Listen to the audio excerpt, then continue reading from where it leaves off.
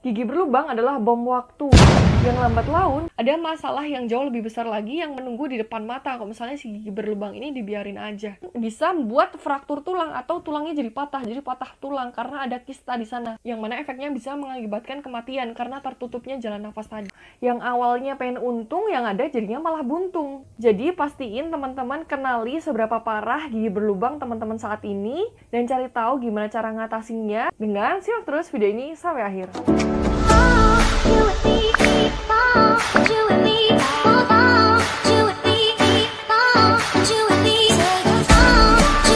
Assalamualaikum semuanya, selamat datang lagi di channel Rani Givanda. Sebelum kita mulai videonya, pastiin buat teman-teman yang mau terhindar dari masalah gigi dan mulut dan mau tahu apa aja solusinya, pastiin buat klik tombol subscribe di sini. Bunyi loncengnya biar channel ini makin bermanfaat. Dan buat teman-teman yang mau konsul gigi gratis, yang mau diskusi tentang masalah gigi dan mulut, pastiin buat join grup Facebook Tanya Dokter Gigi Muda. Linknya ada di description box.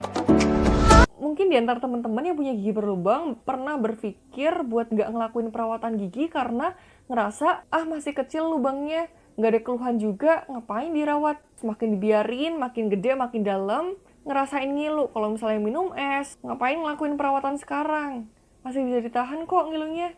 Habis itu makin ditunda lagi, makin dalam lagi lubangnya, makin dalam, makin besar, infeksinya udah sampai pulpa, terus kalian ngerasain sakit banget sampai nggak bisa ditahan, atau bahkan sampai bengkak, sampai mukanya asimetris atau nggak sama, kalian harus dioperasi, harus dirawat saluran akar, yang mana biayanya jauh lebih mahal daripada kalau misalnya kalian ngelakuin perawatan pas lubangnya masih kecil tadi. Terus misalnya di antara teman-teman ada yang berpikir kalau misalnya ngapain harus dirawat saluran akar? Kan giginya mau aku cabut karena udah nggak berfungsi, giginya udah lubang besar, udah nggak enak buat ngunyah, dan lain sebagainya. Padahal teman-teman, cabut gigi belum menyelesaikan masalah. Yang ada malah justru timbul masalah baru lagi. Misalnya ada gigi yang dicabut kayak gini.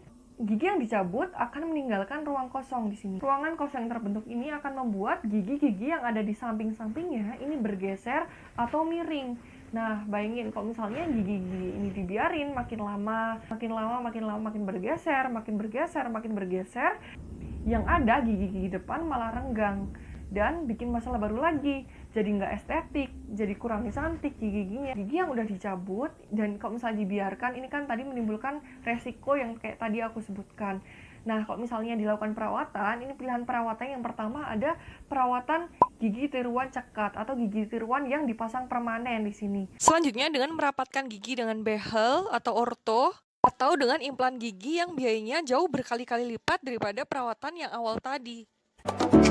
Jadi teman-teman, selanjutnya aku bakal jelasin tentang tahapan dari perkembangan karies atau gigi berlubang dan sakit gigi. Pastiin teman-teman buat kenali sampai tahap mana gigi berlubang teman-teman. Aku ibaratin di sini, lapisan pertama atau enamel ini aku ibaratin sebagai benteng yang sangat kuat, tinggi, habis itu kokoh, dan lain sebagainya. Nah, di sini hanya murni benteng pertahanan atau benda mati, alias kalau di gigi ini adalah zat-zat anorganik. Terus di lapisan kedua adalah lapisan dentin, yang mana dentin ini kita ibaratin sebagai benteng-benteng kecil, tempatnya tentara pertahanan. Nah, terus yang ketiga, lapisan ketiga atau pulpa di gigi yang tersusun dari saraf dan pembuluh darah, ini adalah tempat putra mahkota, di mana lapisan ketiga ini menghubungkan dengan organ tubuh secara umum ke lapisan keempat, atau tubuh kita ini sebagai rajanya gitu ya, atau istana raja. Jadi kalau tadi putra mahkota, ini raja. Langsung aja kita bahas tentang perjalanannya. Jadi kalau misalnya mau tahu penyebabnya apa, teman-teman simak videonya di sini. Lanjut ya. Jadi teman-teman, kalau misalnya musuh nih si bakteri-bakteri ini ketika mereka nyerang gigi, mereka akan nyerang dulu si bentengnya atau lapisan pertamanya, si enamel ini.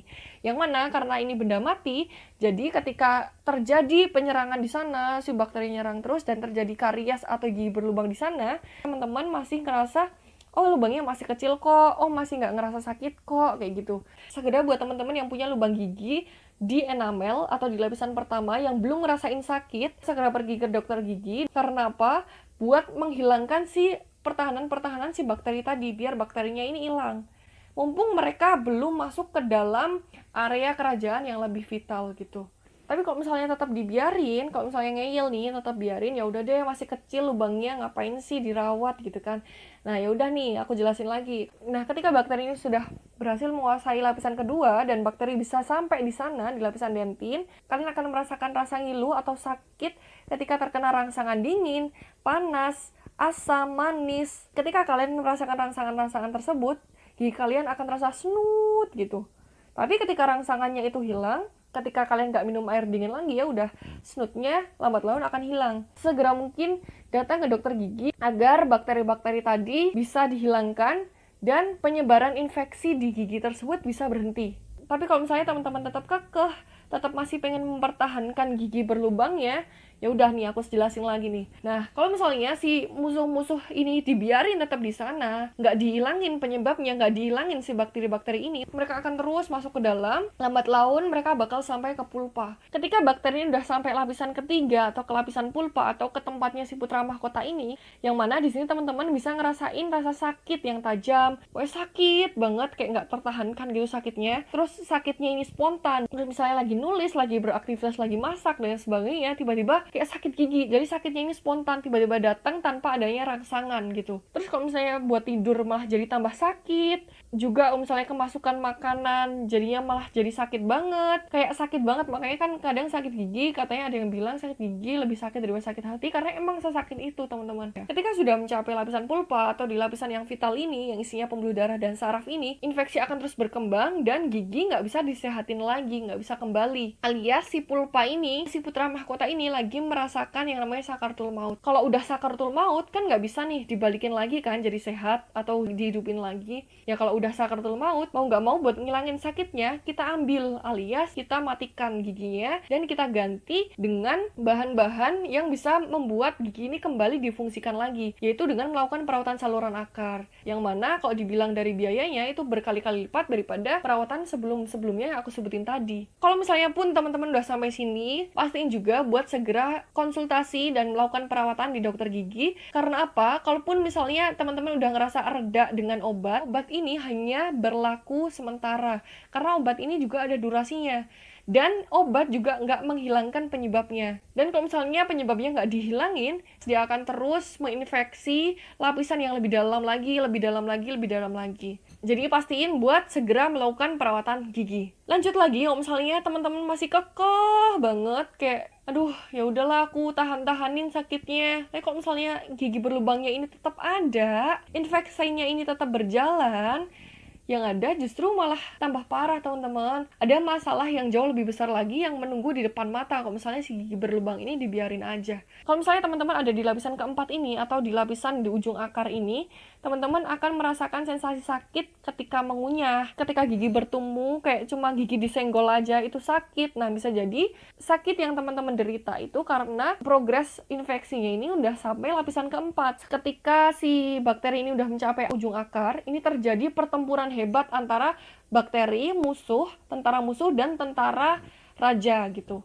Jadi ketika mereka ini bertempur, nah mayat-mayat dari pertempuran tadi ini akan menghasilkan suatu kondisi yang namanya abses atau nanah atau pus, yang mana nanah ini sifatnya itu dia menekan. Dia akan menekan dan mencari jalan keluar. Nah, ketika mencari jalan keluar dan volumenya ini terus bertambah, itu akan bisa membuat masalah baru seperti pipi yang bengkak, terus bengkaknya sampai leher. Nah, dan di sini teman-teman harus melakukan perawatan operasi, yaitu pengambilan si jaringan nanah tadi, gitu teman-teman. Dan kalau misalnya bengkaknya udah sampai leher, harus segera ditangani dan pergi ke dokter gigi. Karena apa? Bisa menyumbat saluran pernafasan atau bisa mengakibatkan obstruksi jalan nafas, yang mana efeknya bisa mengakibatkan kematian karena tertutupnya jalan nafas tadi. Si abses ini juga bisa berubah atau berkembang jadi kista. Nah, kista ini dia juga sifatnya mendesak, yang mana dia bisa mendesak gigi, akibatnya gigi jadi goyang, terus dia bisa mendesak tulang, yang akibatnya tulang, kalau misalnya dia mendesak tulang, terus lambat laun tulangnya jadi tipis,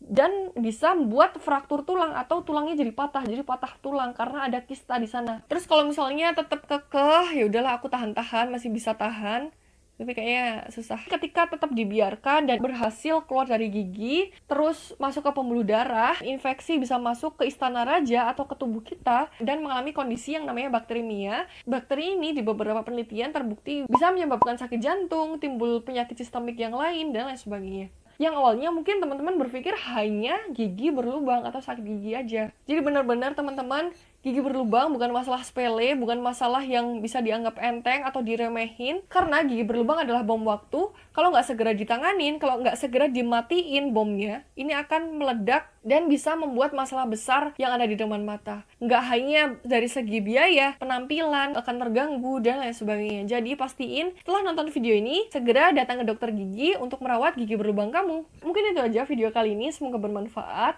Semoga teman-teman semuanya selalu diberikan kesehatan, dan jangan lupa jaga kesehatan gigi dan mulut, karena healthy teeth, healthy you. Makasih banyak, jangan lupa share, komen, like, dan subscribe. Assalamualaikum.